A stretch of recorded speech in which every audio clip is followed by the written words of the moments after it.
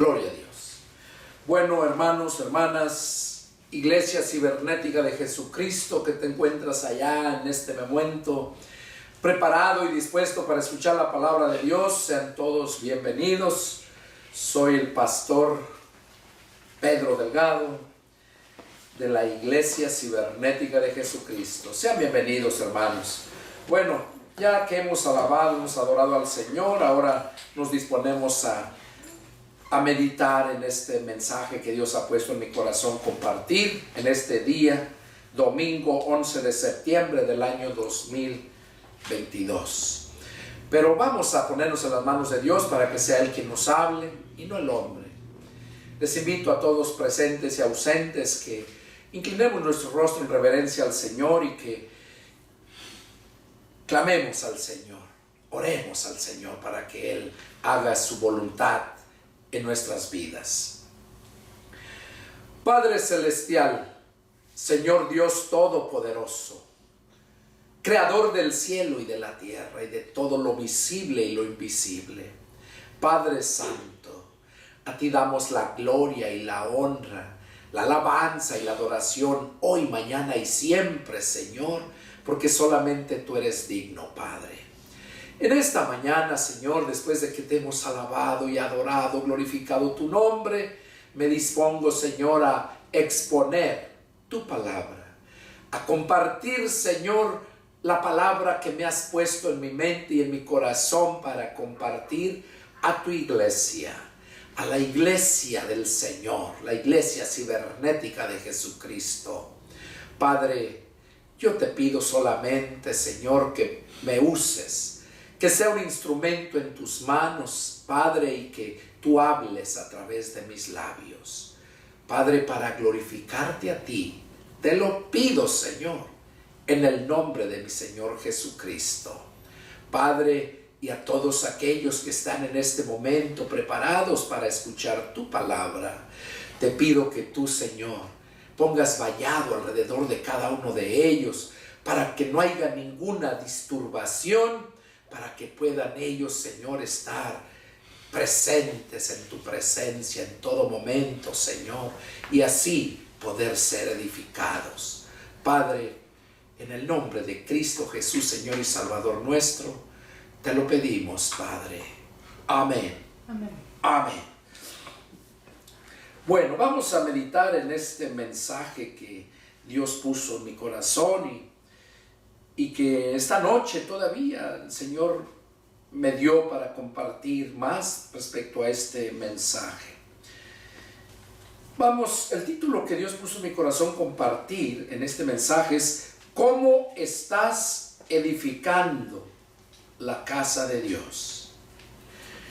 ¿Cómo estás edificando la casa de Dios? Es una pregunta que el Señor te hace a ti y me hace a mí.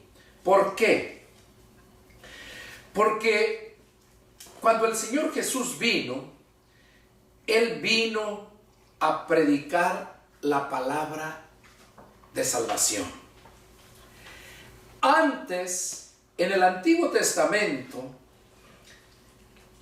Dios se manifestaba a su pueblo cuando los sacó de allá de Egipto, de la esclavitud. Y como en el desierto fue cuando empezaron ellos a orar y a buscar a Dios. Y en el desierto fue cuando empezaron a construirle ese templo, que le nombraban tabernáculo, porque era movible, caminaban y se lo llevaban a otro lado, a donde iban avanzando, hacia la tierra prometida, la tierra de Canaán, tierra que fluye leche y miel. Bueno, cuando ya llegan a Canaán, cuando ya los establecen, el pueblo crece, y recordemos cómo hicieron ese templo cuando llegaron ya en Canaán, que los que se quedaron antes de cruzar el Jordán se quedaron 2,5 tribus. Y esas 3,5 tribus que se quedaron acá donde estaba el río Jordán, dice la escritura que ellos se hicieron un templo ahí. Pero estaba un templo que Dios le había dicho a sus sacerdotes, les había dicho cómo quería ese templo, cómo lo deberían de hacer. Y bueno, sabemos que David quería construirlo, pero por tanta sangre que había derramado, porque era un guerrero, Dios le dijo que no se le iba a construir él, sino que iba a ser su hijo, Salomón. Y recordemos que cuando se construyó ese templo, Dios hizo una promesa de que en ese templo hizo un pacto, de que en ese templo iba a estar él, su presencia ahí, y que todo aquel que estuviera lejos, que no pudiera llegar al templo, que si tuviera alguna plaga, algo que viniera, algún mal que viniera sobre él, que tan solo al voltear a ver al templo y clamar a su Dios y voltear a ver a la dirección donde estaba el templo, iban a ser sanados, porque la presencia de Dios estaba en ese templo. Cuando introdujeron el arca del pacto, allí iba la presencia de Dios, en el arca del pacto. Era el pacto. Y la palabra de Dios es palabra viva. Entonces, por esa razón es que ahí había el poder de Dios. Y podemos verlo cuando los filisteos vencieron al pueblo, ¿verdad? Los hebreos, cómo se llevaron el arca del pacto y les causó mucho daño, ¿verdad? Y la devolvieron. Y va el rey David a recogerla. Y dice la escritura que cuando ya la llevaba al atravesar, dice que la carreta de bueyes que le iban jalando, dice que al atravesar pues las calles, allá, tierra, el campo, dice que los bueyes que iban jalando la carreta, dice que se hizo como que se iba a voltear el arca del pacto, y un siervo que iba ahí, Usa, su nombre, Usa, dice que la detuvo, la agarró con su mano, y en ese momento cuando la agarró dice que cayó fulminado ahí, muerto.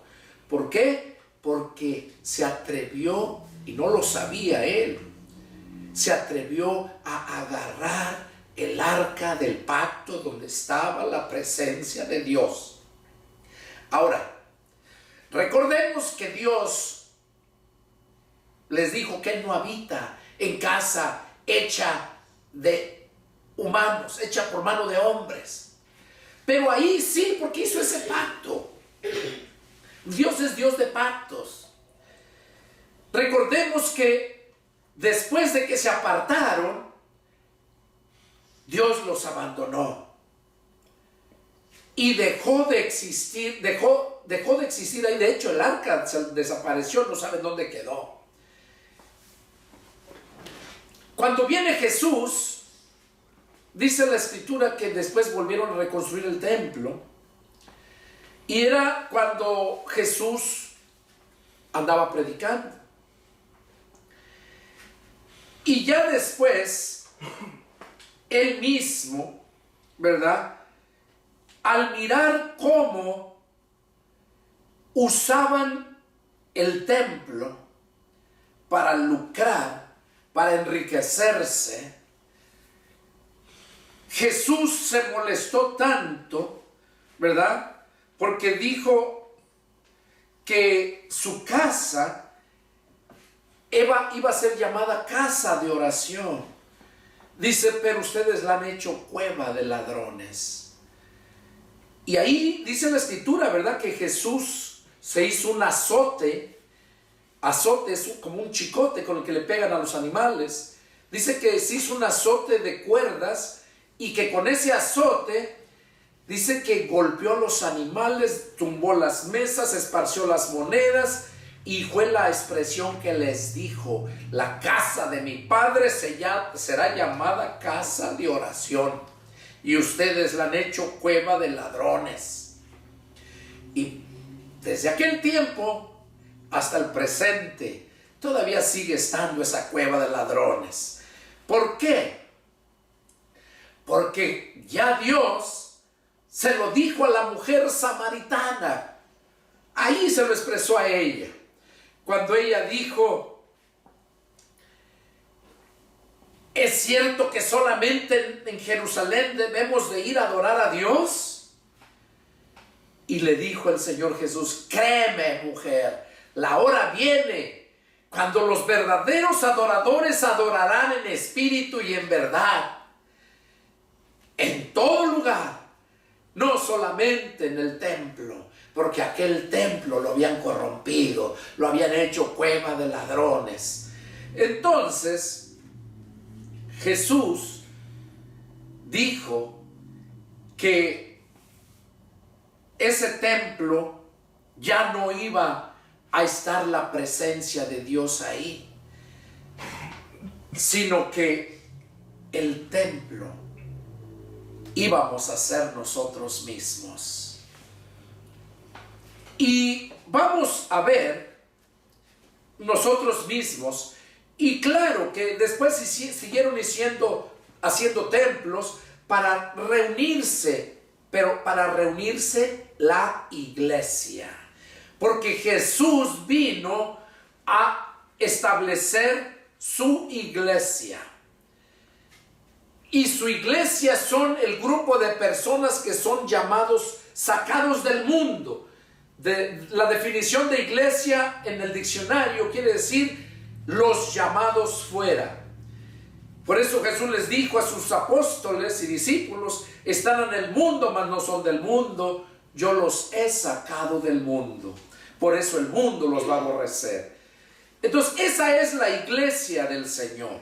Pero la iglesia tenían que tener un lugar donde congregarse, y desde aquel tiempo se congregaban en cuevas, en cavernas, se congregaban en casas, se congregaban en escuelas. Cuando ya no había persecución, se congregaban en lugares públicos. Pero cuando estaba esa grande persecución, se congregaban en cuevas.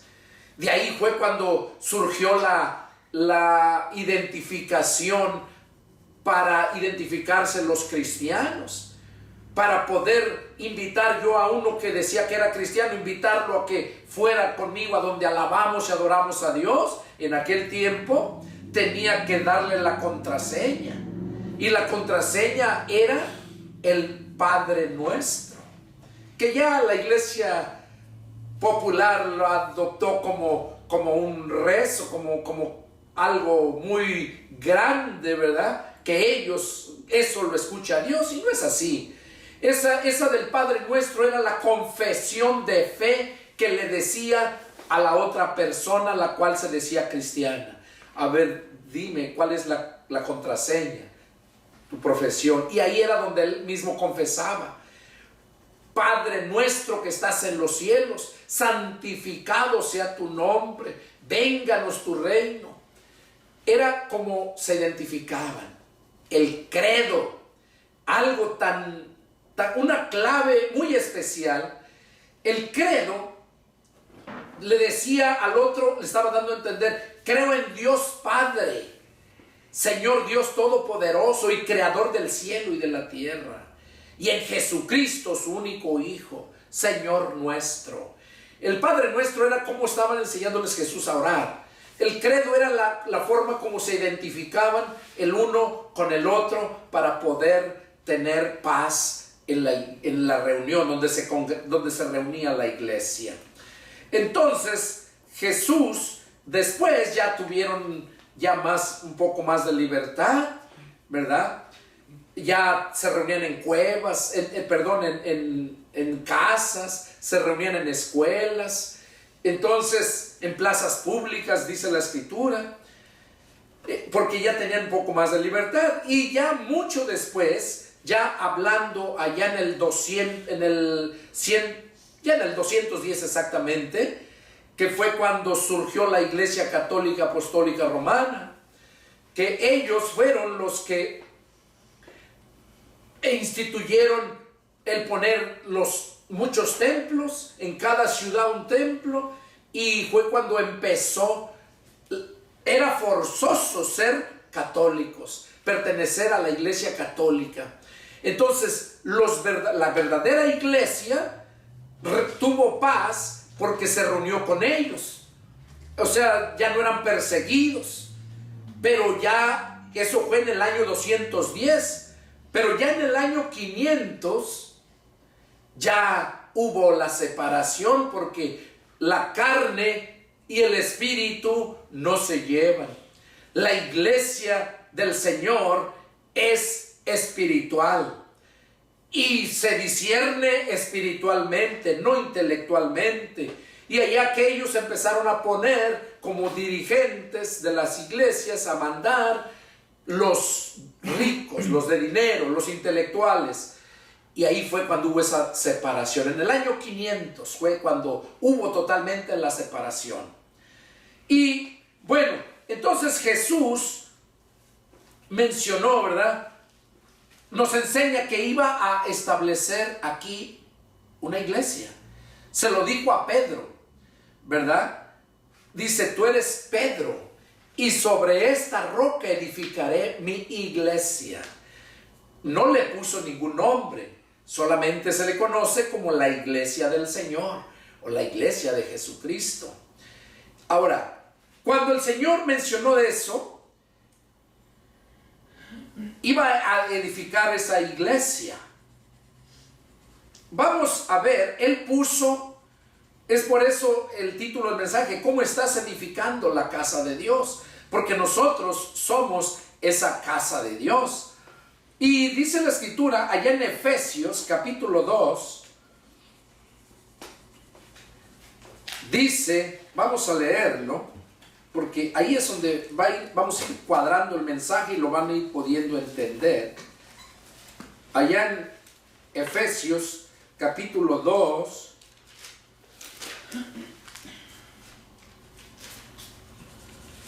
y vamos a leer en el verso 21, dice ahí, en quien todo el edificio, bien coordinado, va creciendo para ser un templo santo en el Señor. Aquí Pablo estaba especificándole a la iglesia que estaba en Éfeso. Dice, en quien todo el edificio, oiga, cuando vemos de edificio sabemos lo que es un edificio, una construcción, literalmente. Pero recordemos que la palabra de Dios es espíritu y nos está hablando espiritualmente. Entonces aquí dice, edificado sobre el fundamento de los apóstoles,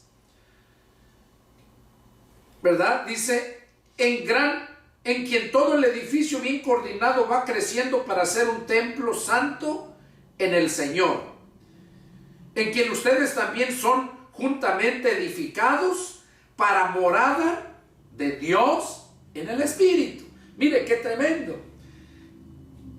Entonces aquí vemos desde el versículo 20, dice que edificados sobre el fundamento de los apóstoles. ¿Qué es fundamento? Son los cimientos. Aquí en inglés le dicen foundation, que es la fundación donde se sienta toda construcción para edificar hacia arriba. Entonces, ese edificio, por eso dicen el verso, en quien todo el edificio, bien coordinado, va creciendo para ser un templo santo en el Señor. Se está refiriendo personalmente, porque nosotros somos ese edificio, pero que bien coordinado. ¿Coordinado con quién? Bien coordinado con los demás siervos de Dios, porque cada uno de nosotros somos miembros, y Pablo lo ilustra en otro pasaje como el cuerpo, que cada miembro tiene una función y los otros miembros van coordinados con él, trabajan juntos. Aquí está hablando que bien coordinados. Aquí nos está refiriendo, hablando del edificio personal, que tienes que estar bien coordinado, pero ¿con quién? Y ahorita vamos a ver, son 5 puntos. Y eso ya lo podemos ver allá en Efesios capítulo 4, versos 11 y 12. Miren lo que dice. Y él mismo constituyó a unos apóstoles, otros profetas, a otros evangelistas, a otros pastores y maestros. Son 5. A fin de perfeccionar a los santos para la obra del ministerio, para la edificación. Edificación, o sea, para edificar, construir el cuerpo de Cristo. Sabemos que el cuerpo de Cristo en los contextos nos dice que es la iglesia, es el cuerpo de Cristo. Y que Cristo es la cabeza de la iglesia. Y aquí está hablando que para edificar esa iglesia, para edificar ese cuerpo, o para edificar el templo que somos nosotros, dice que constituyó a esos apóstoles, profetas, evangelistas, pastores y maestros. Verso 13 dice, hasta que todos lleguemos a la unidad de la fe y del conocimiento del Hijo de Dios, a un varón perfecto, a la medida de la estatura de la plenitud de Cristo. O sea, que el trabajo que tienen estos 5 pilares de la iglesia son para sostenerla, edificarla, mantenerla, dice, hasta que todos lleguen a ser unos varones perfectos. Por eso dice en el verso 12, a fin de perfeccionar a los santos. Porque los santos son aquellos que recién nacen de nuevo. Y cuando nacen de nuevo, es necesario que vaya creciendo ese edificio, porque es el templo de Dios. Es necesario que vaya creciendo, pero tiene que ir siendo edificado con estos 5 elementos que los vamos a mencionar aquí. Acá mencioné de apóstoles, profetas, evangelistas, pastores y maestros, pero vamos a ver la función de cada uno y por qué es que debes estar seguro cómo estás edificando tu casa. Dice, para que ya no seamos niños fluctuantes, llevados por doquiera, por todo viento de doctrina, por estratagemas de hombres. Oiga, cuando uno de verdad se convierte a Cristo, uno no anda de aquí para allá, buscando aquí, buscando allá. Uno verdaderamente dice que ya no viene a ser niño fluctuante, sino que son unas personas de convicción, que nunca andan divagando.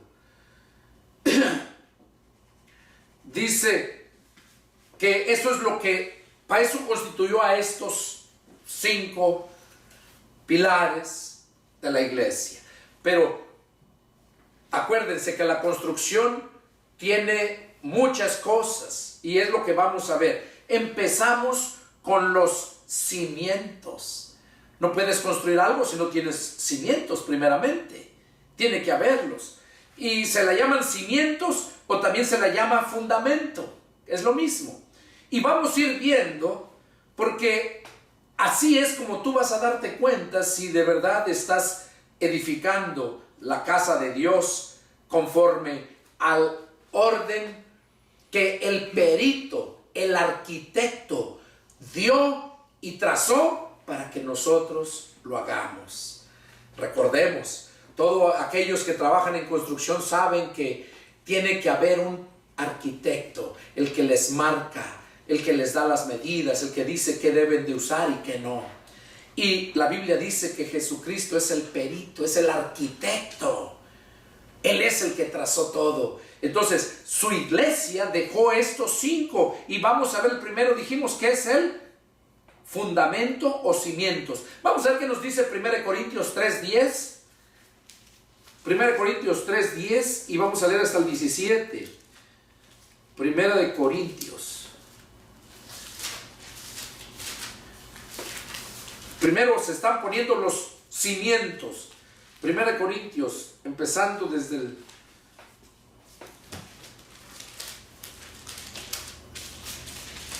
capítulo 3.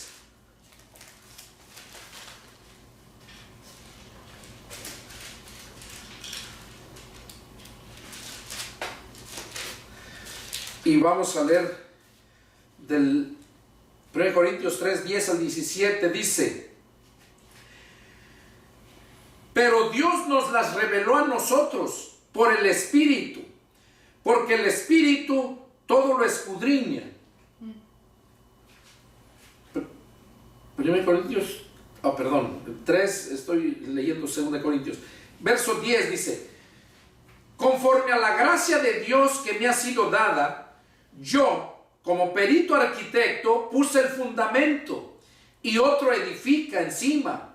Pero cada uno mire cómo sobreedifica, porque nadie puede poner otro fundamento que el que está puesto, el cual es Jesucristo.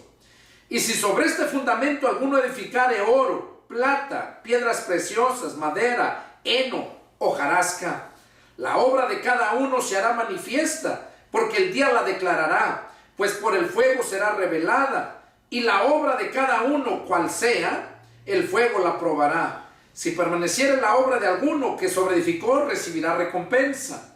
Si la obra de alguno se quemare, él sufrirá pérdida.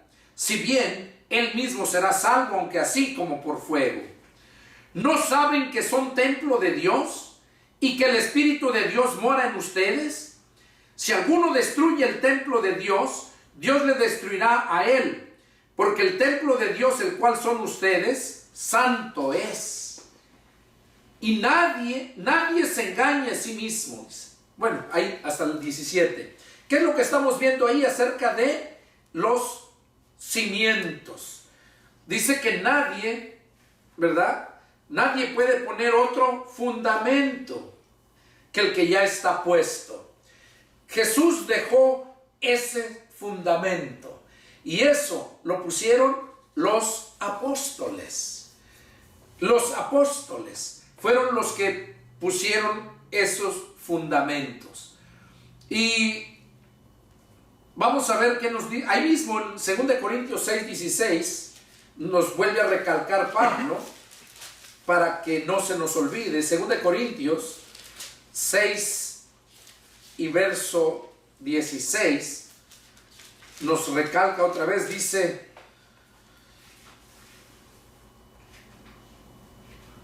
¿y qué acuerdo hay entre el templo de Dios y los ídolos? Porque ustedes son el templo del Dios viviente. Como dijo, habitaré y andaré entre ellos y seré su Dios y ellos serán mi pueblo. ¿Qué nos está diciendo aquí? Que nosotros somos el templo del Dios viviente. ¿Cómo se le llamaba al templo? ¿Cómo dijo Jesús cuando corrió a aquellos mercaderes? Escrito está, mi casa será llamada casa de oración y ustedes la han hecho cueva de ladrones. Entonces, ahora nosotros somos esos templos de Dios. Y como templos debemos de edificar sobre los fundamentos que ya están puestos, los que dejaron los apóstoles, ¿verdad? Ahí mismo en Efesios capítulo 2, versos 20 a 22, miren lo que nos dice. Efesios 2, versos 20 al 22. Dice, edificados sobre el fundamento de los apóstoles y profetas, siendo la principal piedra del ángulo Jesucristo mismo, en quien todo el edificio, bien coordinado, va creciendo para ser un templo santo en el Señor, en quien ustedes también son juntamente edificados para morada del Dios en el Espíritu. Entonces, aquí nos vuelve a recalcar lo que leímos arriba respecto a que nosotros debemos de estar edificados sobre el fundamento de los apóstoles. Y respecto a este punto, en Apocalipsis En Apocalipsis lo vemos bien claro, capítulo donde dice que cuando Juan miró la ciudad, dice vamos a ver capítulo 21, verso 14.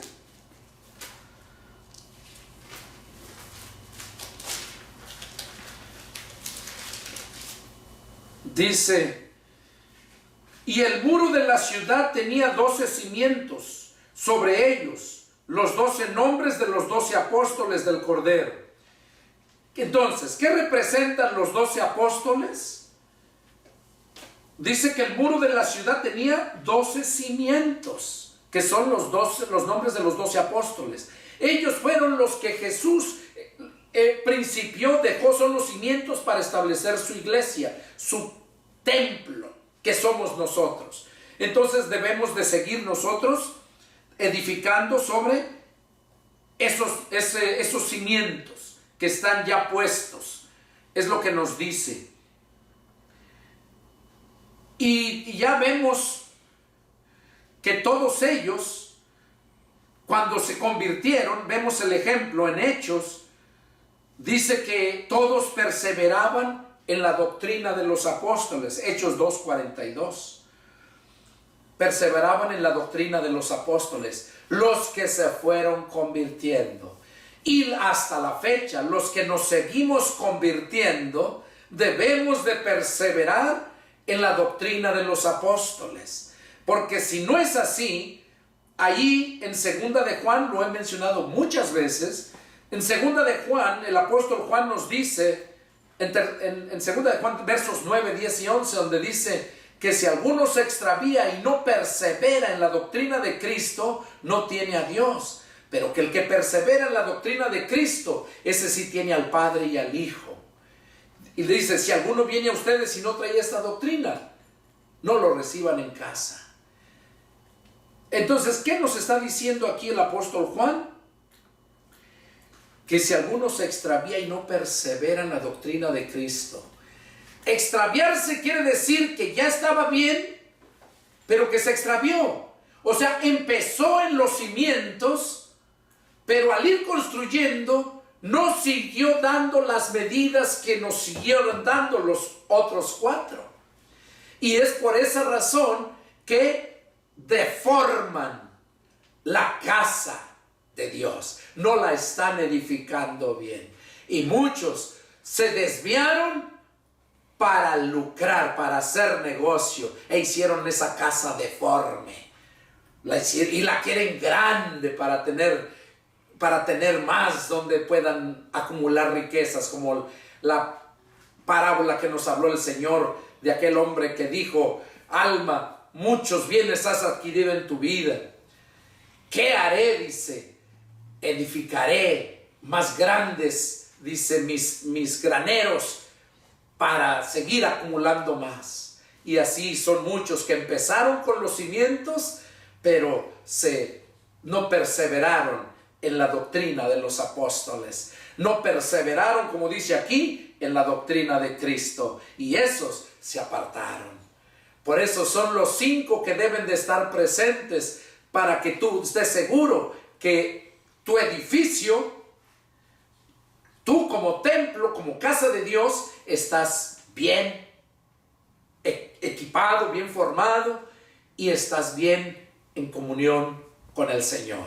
Con tus defectos, como todos, pero esa comunión nunca deja de estar contigo, porque Dios no miente, Dios no juega. No que hoy si eres mi hijo y mañana no eres mi hijo. Si naciste de nuevo, eres hijo de Dios. Y si le fallas en el proceso, en el camino, no que te apartes de la doctrina de Cristo, no. Porque si te apartas de la doctrina de Cristo, es porque verdaderamente nunca te cimentaste bien en los cimientos. Nunca diste la medida en esos cimientos, sino que te quedaste más corto o te fuiste de más. Seguiste construyendo donde ya no había cimientos. Y por eso es que se extravían. Y esos son los que se pierden. Ahora, vamos a ver, eso es lo que nos habla acerca de los apóstoles. Ahora vamos a ver qué nos dice hablando acerca de los profetas. Segunda de Pedro, capítulo 1.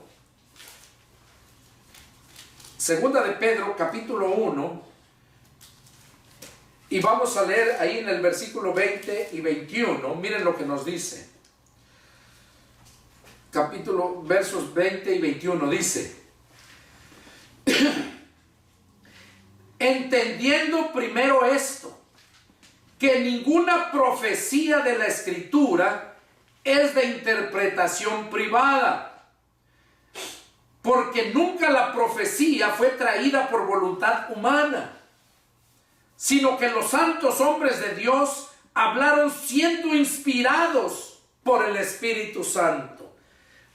La profecía. ¿Quién da la profecía? Los profetas. Para eso eran los profetas, para dar la profecía, para profetizar. Y dice la Escritura, ahí Pablo lo dice, que el Señor constituyó primeramente apóstoles, que fueron los cimientos. Luego dice la profecía, los profetas, aquellos que se encargaban de hablar lo que Dios decía que hablaran, los profetas. Pero aquellos que Dios llamó, por eso dice aquí Pedro, que ninguna profecía, ¿verdad?, es de interpretación privada. Entonces aquí vemos cómo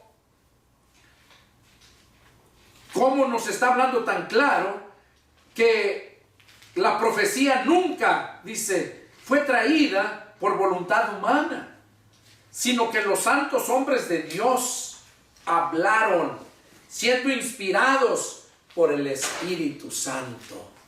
Entonces, los profetas, aquellos que el Señor constituyó, ellos son los que van a dar la profecía, pero porque están siendo inspirados por el Espíritu Santo, no porque ellos se pusieron o porque su denominación los puso, no, sino son los que Dios puso para revelarles, darles la interpretación, ¿verdad?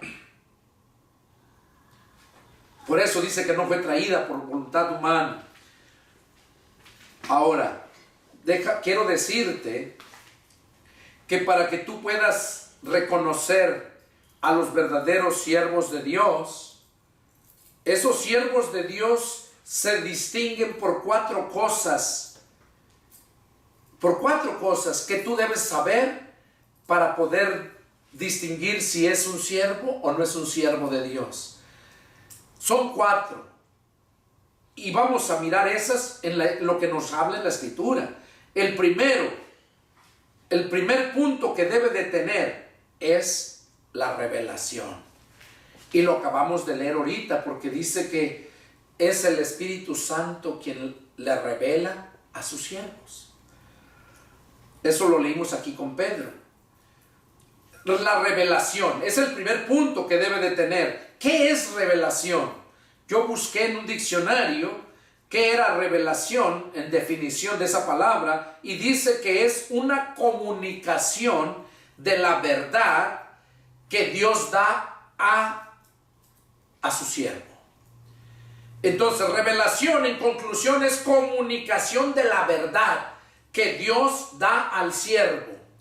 Por eso, que si es un siervo que Dios constituyó, sea apóstol, profeta o evangelista, pastor o maestro, que ahorita en estos tiempos solamente están los evangelistas, pastores y maestros, pero que la iglesia debe de cimentarse en la doctrina de los apóstoles, esos son los cimientos, y luego tiene que escuchar la profecía que Dios dio a sus profetas, que ahora lo sustituye el pastor. Tiene que tener esa revelación. Tiene que tener esa revelación porque Dios le va revelando al hombre lo que quiere. Les mencionaba yo ayer, yo ya tenía el mensaje y en la noche, desperté en la noche y Dios me puso a ver y fue cuando me dio el título de este mensaje, porque yo no tenía el título definido. Y aquí es donde Dios me dio el título y aparte me dio lo que debería de exponer más todavía. Y entonces aquí es donde te estoy compartiendo la revelación, ¿verdad? Que es la comunicación de la verdad que Dios le da a sus siervos. ¿Dónde vemos eso? Vamos a ver qué nos dice. 1 Corintios 2, 9 y 10. para ir viendo que todo está escrito. Lo que pasa es que la gente no lee, o aunque lo lee no lo puede entender, porque la escritura se discierne espiritualmente. 1 Corintios 2, 9 y 10, aquí lo vemos, dice: antes bien, como está escrito, cosas que ojo no vio ni oído oyó, ni han subido en corazón de hombre, son las que Dios ha preparado para los que le aman. Pero Dios nos las reveló a nosotros por el Espíritu, porque el Espíritu todo lo escudriña, aún lo profundo de Dios. ¿Qué estaba diciendo Pablo? Las grandezas que Dios tiene preparadas para los que de verdad amamos al Señor. Y dice Pablo que se las reveló por medio del Espíritu. Por eso, qué importante es que el siervo de Dios tenga esos 4 puntos, que es la revelación. Y Gálatas capítulo 1, versos 11 y 12, ahí mismo. Corintios sigue adelante, Gálatas. Gálatas capítulo 1, como les dije,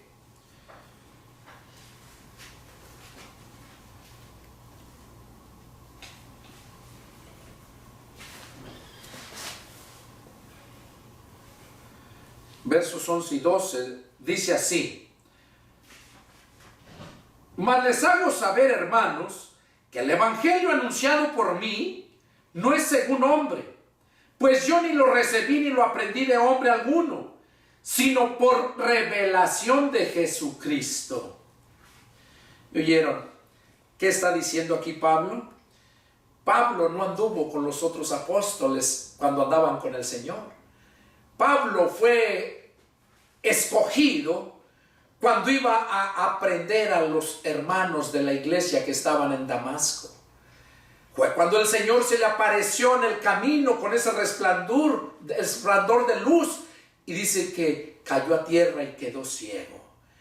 Y ahí fue donde le dijo: Saulo, Saulo, ¿por qué me persigues? Y es cuando él respondió: ¿quién eres, Señor? Y le dijo: yo soy Jesús al que tú persigues. Y le dice: ¿qué quieres que yo haga? Entra a la ciudad y ella se te dirá lo que tienes que hacer. Y dice la escritura que entonces el Señor le habló a Ananías. Ananías era el pastor de la iglesia que estaba en Damasco. Y le dice: Ananías. Y Ananías responde: heme aquí, Señor. Y le dice: ve a tal dirección, ve a tal parte, ahí vas a encontrar al hermano Saulo, está orando, ha visto en visión que entra un hermano de nombre Ananías, e impone su mano y recobra la vista, ve y hazlo. Y ahí es cuando Ananías le dice: Señor, ¿que no es ese hombre el que tanto daño ha hecho a tus santos en Jerusalén? Y que aún aquí mismo en Damasco tiene cartas de los sumos sacerdotes para aprender todo aquel que invoca tu nombre. Y la divina respuesta fue: ve, porque instrumento escogido me es este. Yo le voy a mostrar lo que debe de padecer por mi causa. Ahí fue cuando Pablo fue escogido por Dios, fue llamado por Dios al ministerio. Y por eso dice él que él ni recibió el evangelio de nadie, sino que el Señor ni por ningún hombre, dice, sino que el Señor me lo reveló, ¿verdad? Sino que por revelación de Jesucristo. Por eso Jesucristo en particular les revela todas las cosas a sus siervos. Entonces ya vimos el punto número 1, que es la revelación. Qué importante es que el siervo de Dios tenga revelación, porque Dios nos revela muchas cosas. Segundo, inspiración. ¿Qué es inspiración? Dice, de acuerdo al diccionario, inspiración es una toma de posesión completa del alma humana por parte del Espíritu. Eso es inspiración, toma de posesión completa del alma humana por parte del Espíritu de Dios. Y en el fenómeno de la inspiración, o sea, cuando toma el control de toda el alma humana, dice, en el fenómeno de la inspiración, dice, Dios introduce su espíritu en el espíritu del hombre. Dios introduce su espíritu en el espíritu del hombre. Eso es inspiración. Eso es inspiración. Y el mismo espíritu le da la inspiración. Allá Pablo lo dice a los romanos, dice que el mismo espíritu con el cual hemos sido ungidos, ese espíritu da testimonio a nuestro espíritu de que somos hijos de Dios. De modo que no hay ninguno que de verdad haya nacido de nuevo, haya puesto su casa sobre los cimientos, sobre la roca, como Jesús habló de aquellos que escuchan la palabra y no la obedecen. Dice, yo los comparo como aquellos que edificaron su casa sobre la arena, que vino vientos, vinieron ríos, dice, y destruyó todo, porque edificaron sobre arena. Pero aquellos que la oyeron y la pusieron por obra son parecidos, dice, a aquel que edificó su casa sobre la roca. Esos son los cimientos. Los cimientos los haces. Aquí en Estados Unidos lo hacen de grava y mucho cemento. Los cimientos. En Latinoamérica y todos los otros países lo hacen los cimientos o la fundación de piedra. Piedra sólida. Piedra de loma le dicen. Piedra sólida y con cemento. La van echando, son los cimientos. Y esos que ponen sus cimientos, que edifican su casa sobre las rocas, son los que venga lo que venga, su casa siempre permanece. Y cuando tú naciste de nuevo sobre la doctrina de los apóstoles, sobre los fundamentos que es la doctrina de los apóstoles, y sigues poniendo por obra, sin quitarle ni ponerle, porque dijo Jesús que ni una jota ni una tilde iba a dejar de cumplirse de su palabra.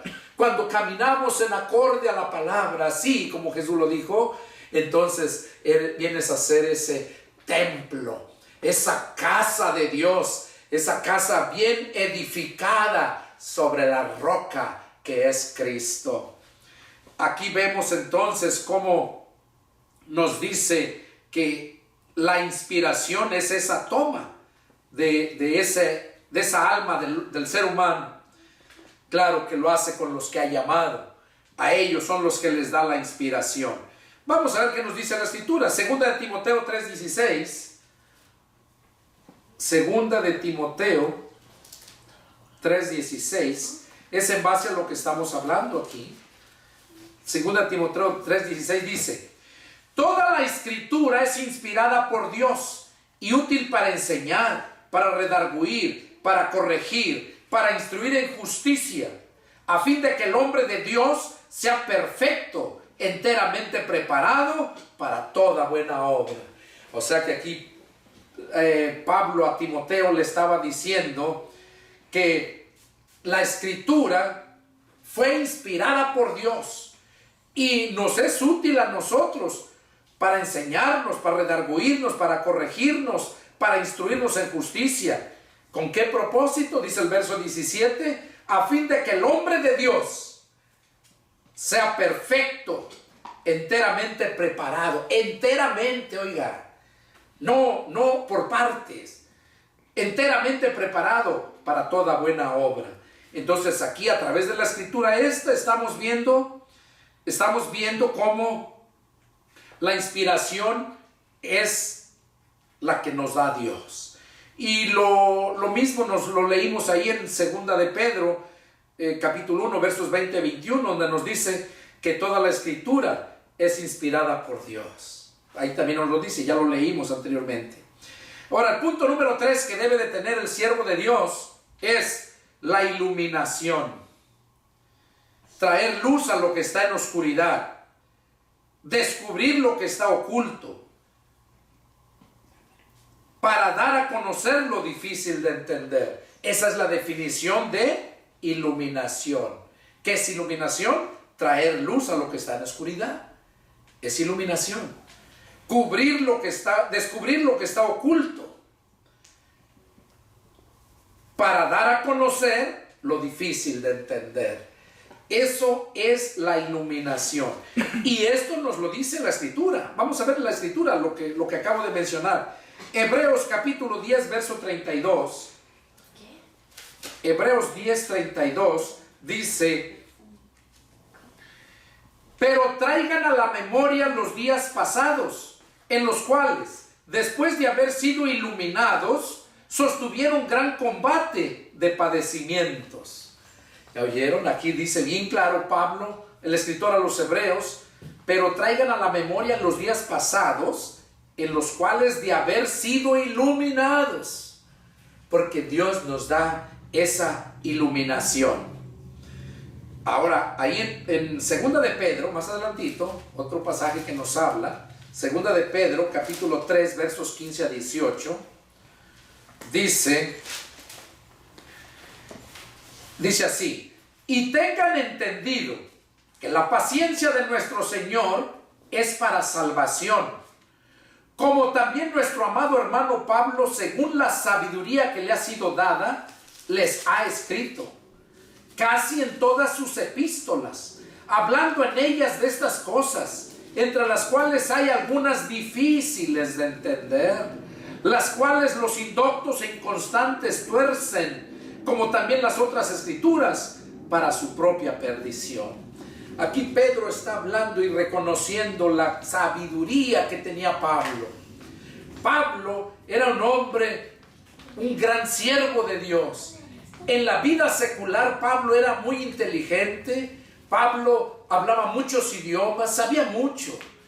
Y en su lenguaje él hablaba cosas profundas. Recordemos quién era Pedro. Pedro era un pescador. Y si ustedes se dan cuenta de los pescadores, nada más vayan a las playas donde está el mar, donde salen los pescadores que salen a alta mar a pescar. Borrachos, su cigarro de marihuana, bien mal hablados. Así es la mayoría de la gente que está ahí.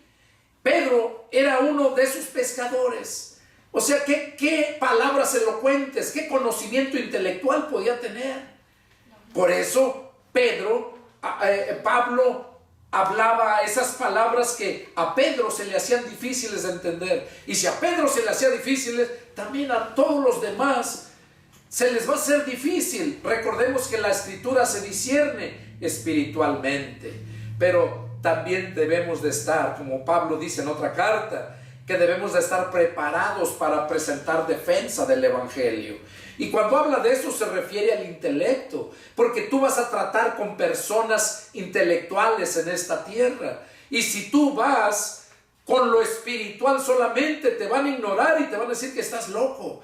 Pero cuando llevas lo intelectual y lo espiritual, déjame decirte que no hay persona que se pare enfrente y te quiera debatir algo. Así pasaba con Pablo. Pablo nunca se le paraba a nadie al frente y que no lo pusiera en su lugar. Y eso es todos los verdaderos siervos de Dios, porque Dios nos revela las cosas en particular. Yo ya llevo 30 años. Ahora este 16 de septiembre cumplimos 30 años, mi esposa y yo, que nacimos de nuevo. Y en esos 30 años Dios me ha mostrado muchas, pero muchas cosas. Y me ha revelado muchas cosas también. Y nunca he tenido en mi mente el más mínimo deseo de ir al mundo.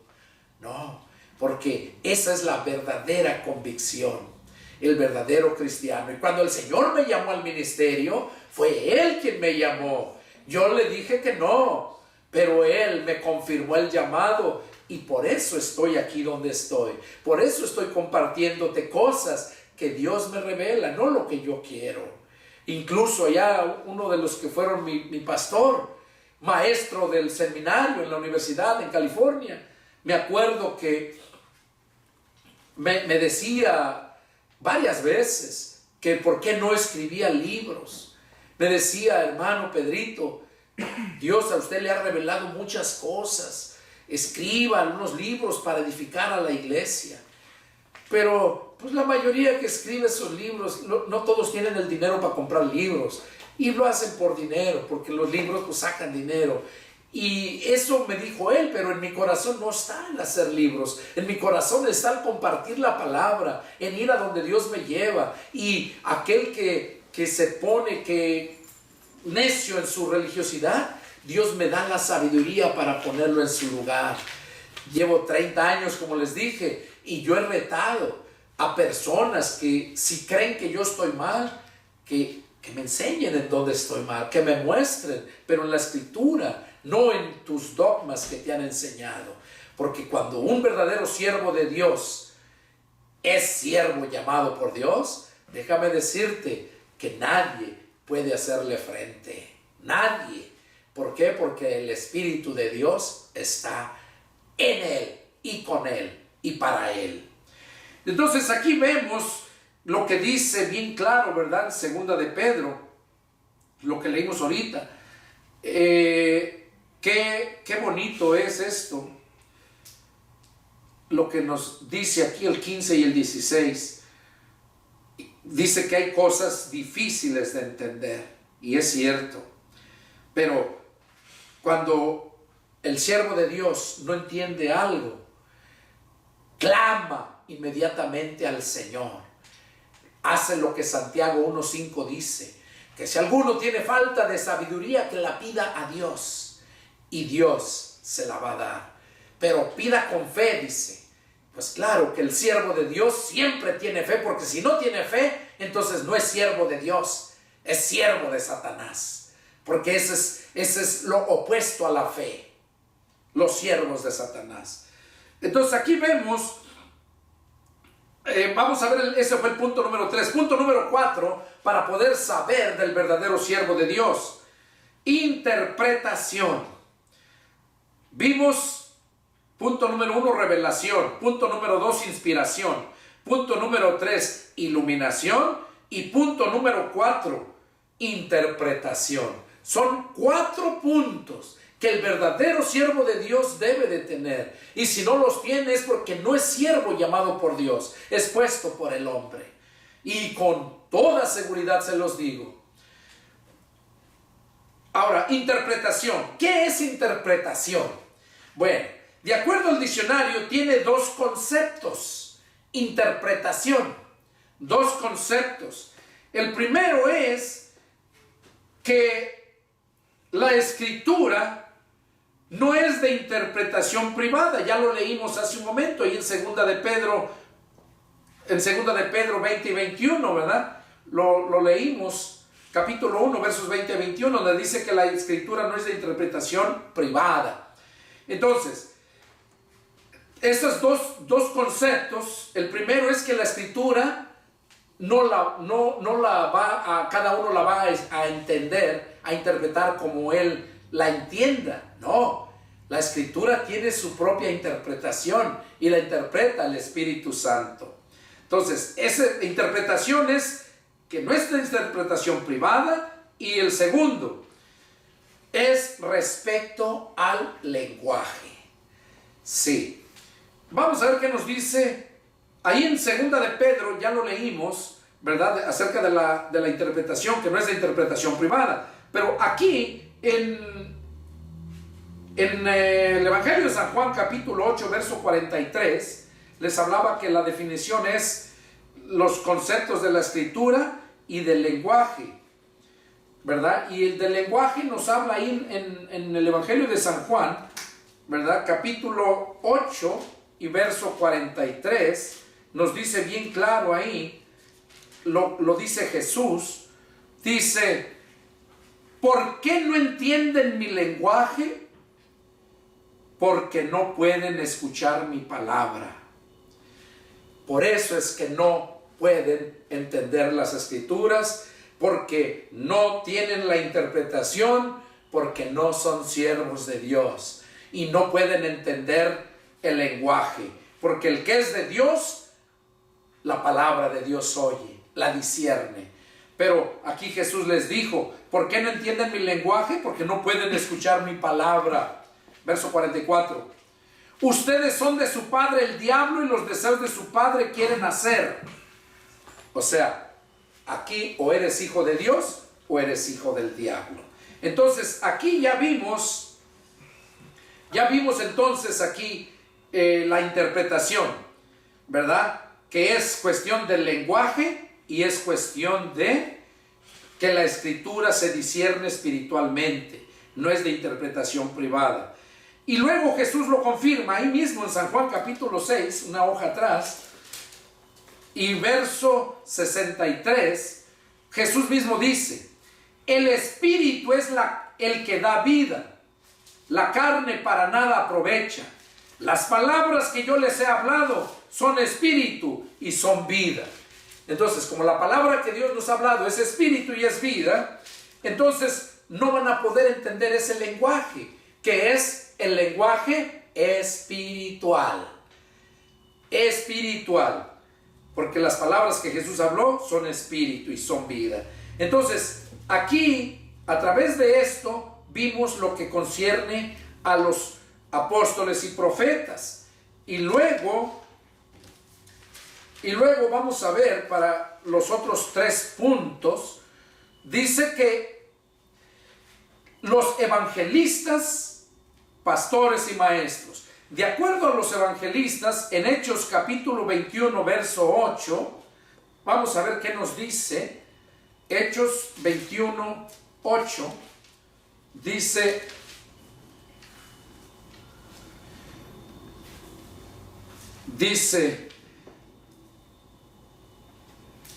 al otro día, saliendo Pablo y los que con él estaban, fuimos a Cesarea, y entrando en casa de Felipe el evangelista, que era uno de los 7, posamos con él. ¿De quién está hablando aquí? De Felipe el evangelista, ¿verdad? Entonces era un evangelista puesto por Dios para edificar la iglesia de Jesucristo, el evangelista. Vamos a ver ahí Timoteo capítulo 4, verso 5. Segunda de Timoteo 4, 5.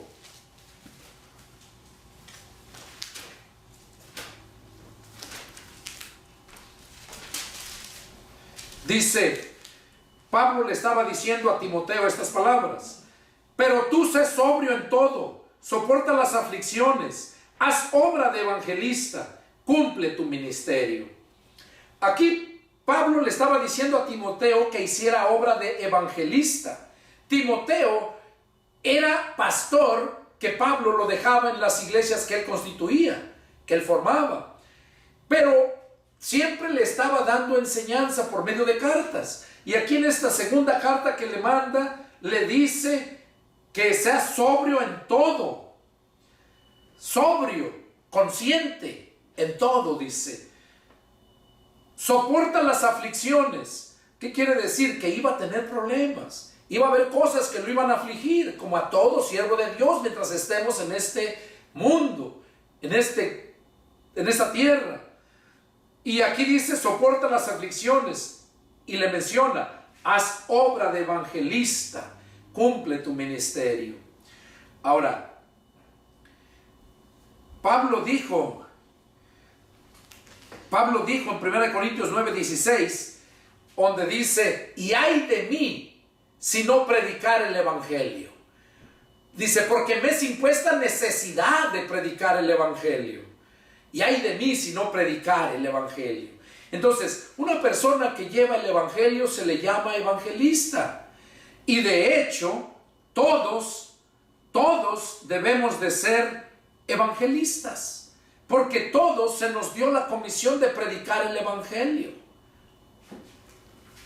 Vamos a ver qué nos dice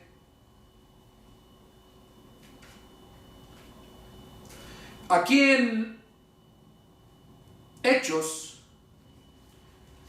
capítulo 11, verso 20.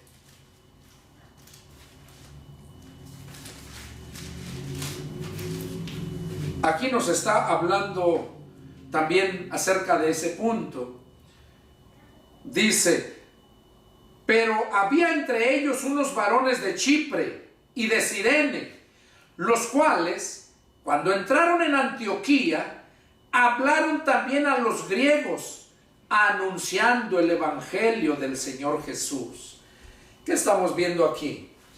Que dice que eran dos varones, unos varones, no dice cuántos, pero había entre ellos unos varones de Chipre y de Cirene, los cuales, dice, cuando entraron a Antioquía, hablaron a los griegos, anunciando el evangelio de Jesucristo. Eran evangelistas, llevaban el evangelio, no constituidos evangelistas por Dios en ese momento, como a Felipe, por ejemplo, pero vemos aquí que ellos sentían la necesidad de predicar el evangelio, como lo dijo Pablo. Aquí ellos dicen que fueron esparcidos cuando fueron quitados del templo. Fueron esparcidos, pero todos fueron predicando el evangelio a donde quiera que iban. Viene a mi mente cuando Pablo hizo uno de sus viajes misioneros. Dice que cuando llegó a cierto lugar, dice que ya cuando llegó ya habían conocido, ya habían escuchado la palabra de Dios. Y dice, Pablo les dice, a quienes les habían predicado, les manda esa carta diciendo que aún en el lugar que llegamos no tuvimos necesidad de predicar el evangelio, porque ustedes ya lo habían llenado todo, reconociendo el trabajo de aquella iglesia. Porque el predicar el evangelio no es del pastor, no nada más es del evangelista, pastor o maestro, los tres ministerios que están presentes ahorita. Es de todos, de toda la iglesia. Son como venimos a ser ovejas, tenemos que reproducirnos y no ser estériles. Entonces, a través de eso nos damos cuenta, ¿verdad?, que todos debemos de ser evangelistas. La iglesia de Antioquía, ¿verdad?, se formó por hombres que iban predicando el evangelio, lo que leímos ahorita. Ellos formaron esa iglesia. Ahora, los pastores, punto número 4, los pastores. Vamos a ver ahí en Jeremías capítulo 3, versos 14 y 15. Jeremías 23, versos 14 y 15, dice: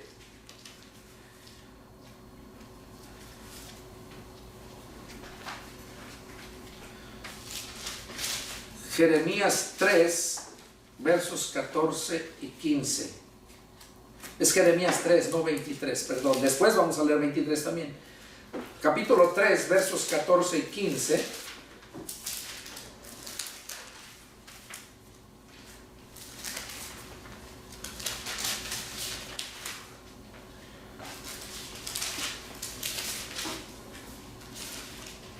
Dice así, versos 14 y 15, Jeremías 3, dice: Convertíos, hijos rebeldes, dice Jehová, porque yo soy vuestro esposo, y los tomaré, uno de cada ciudad y dos de cada familia, y los introduciré en Sión, y les daré pastores según mi corazón, que los apacienten con ciencia y con inteligencia.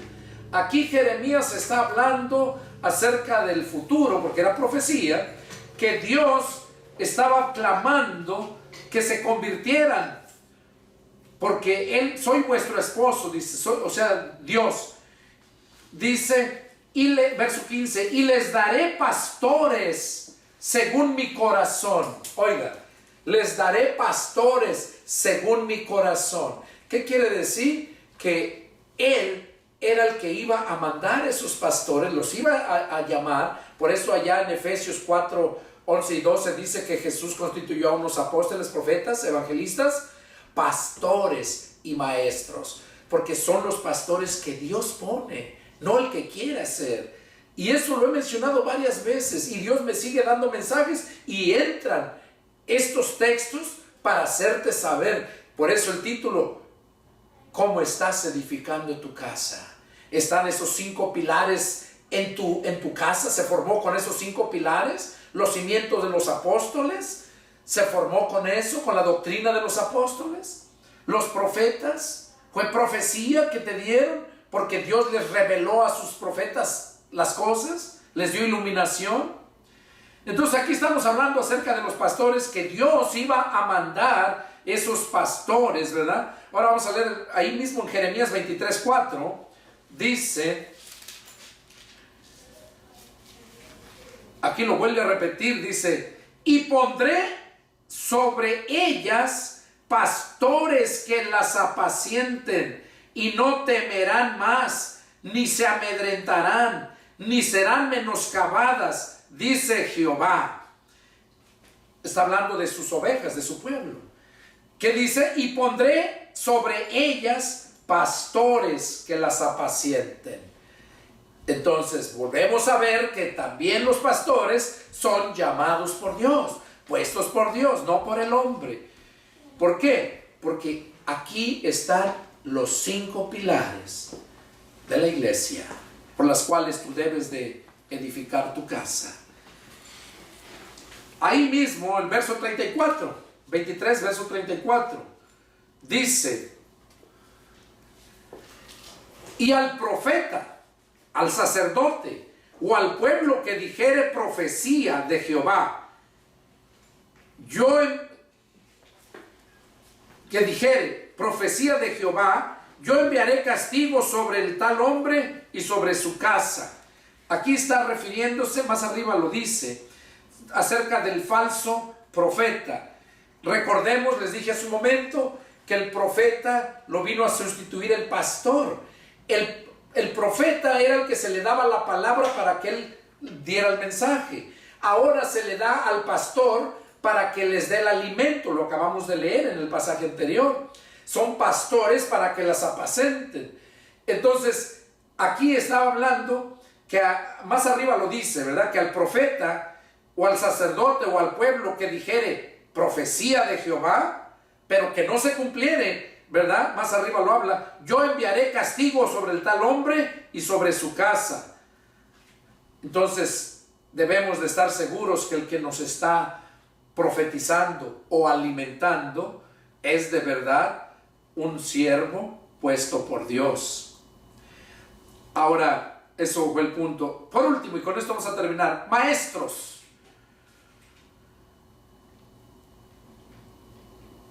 Maestros. 1 Corintios 12:28, ahí vamos a ver para terminar con esto. 1 Corintios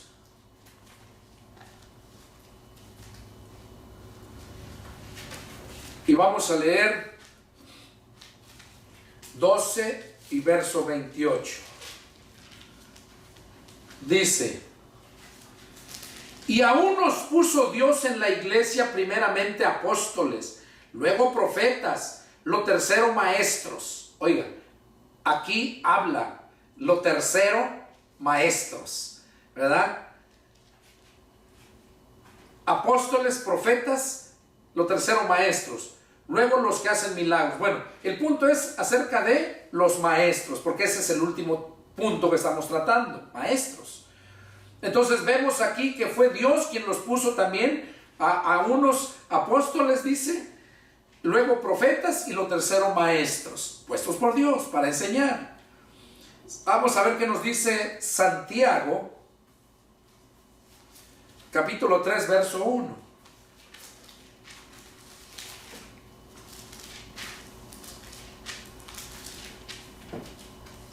Santiago capítulo 3 y verso 1. Miren lo que nos dice ahí bien claro.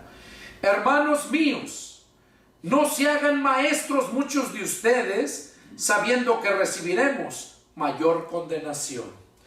O sea, como maestros, si no estamos instituidos por Dios, llamados por Dios, vamos a dar cuentas de todas las almas que se pierdan por causa nuestra. Aquellos que no fueron llamados por Dios, y aún los que sí fuimos llamados por Dios, también dice que por nuestras palabras vamos a ser condenados, o por nuestras propias palabras vamos a ser justificados. Lo que enseñamos, porque es una grande responsabilidad. Por eso ahí Santiago lo dice, no se hagan maestros muchos de ustedes, sabiendo que recibiremos mayor condenación. Entonces, para concluir este punto, ¿cómo estás construyendo tu casa? ¿La construiste basada en esos cimientos? ¿La escuchaste la profecía por medio de aquellos profetas a los que se les daba la revelación, la inspiración, la iluminación y la interpretación? Si estuviste en todo esto, te felicito, porque quiere decir que estás bien enseñado, porque si está todo esto en ti, que eres la casa de Dios, estás bien cimentado, estás edificado sobre la roca que es Cristo. Pero si no, déjame decirte que estás mal, pero aún hay tiempo para que te puedas reedificar. Y este es el mensaje que Dios tenía para ti, para todos aquellos que están ahí presentes, ahí a través de las redes sociales. Y si tienes alguna duda, te gustaría saber algo más de esto, llámame y con gusto atenderé a tu llamado.